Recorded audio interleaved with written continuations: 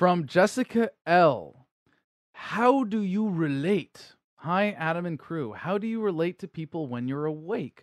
I find it hard to find joy and interest in all things frivolous, which seems to be all anyone else cares about. Don't get me wrong, I love people. I think most of them are misinformed, unwilling to search for truth, although almost every religion's focus is on seeking the truth, and completely comforted by the way of the world. But I have love for all of them. I hate the world that people I love live in, so how is it possible to relate to people that find comfort in that world?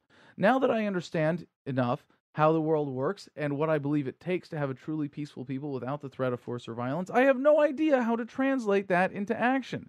I keep picturing myself behind a desk or counter or bar, wishing I was doing something to bring about the change I find necessary for people to exceed their potential and live the lives they choose for themselves. I guess my question is, how do you relate to people, especially those closest to you, without constantly wanting to discuss something with some substance? How do you find people that have any kind of depth or substance that don't find honest debate and political discussion offensive or not table talk?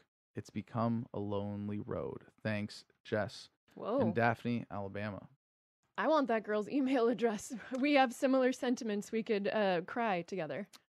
You shouldn't have to cry. Why? Just because you've come to the truth and the light of libertarianism, Amanda. The first thing that you have to keep in mind here is humility.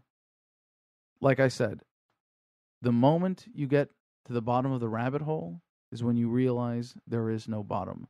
And the point at which you become enlightened is when you realize that enlightenment is impossible. And if you can keep that in mind when dealing with people that you might be tempted to belittle as sheeple, you can have some humility in your own level of awareness and realize that there are people that are far more aware than you are. And while there are people that are less, that choose to be less aware than you are, it's not something that you can use as a basis of comparison, but rather a matter of choice. And I think this is what you have to do when relating to people like that. And I think this is important for our movement as a whole. You have to show them how libertarianism makes your life better. Don't think, but this is important information. I have to talk about something of substance because watching football and Dancing with the Stars doesn't do it for me anymore. And if you don't agree with me that we should be talking about this, you're a dumb little sheep. No, you have to get away from that. And instead of coming with that perspective, and it's an important one for yourself. It's a really important one for yourself, too, to not think that you have to fight for liberty, but that you get to fight for liberty. And when you adopt that perspective and truly embrace that, that's why it's something that I repeatedly emphasize on this show, is that it's not about an imperative. It's about a choice.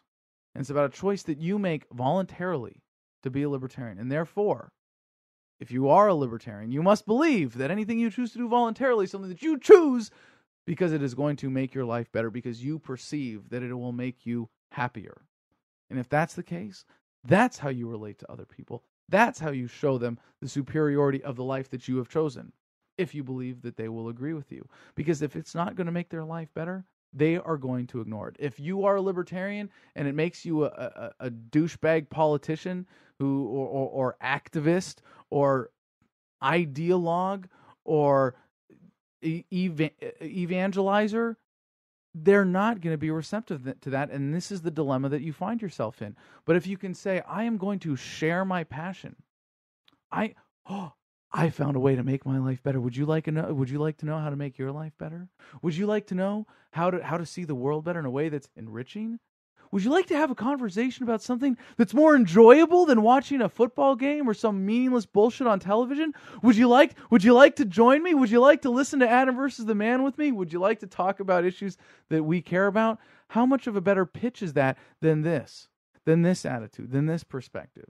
And how much healthier is it for yourself moving forward as a libertarian and getting to enjoy libertarianism rather than having to think that you have to suffer for knowing the truth?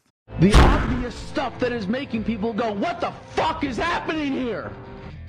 As libertarians about the sanctity of the individual, this is disorderly conduct.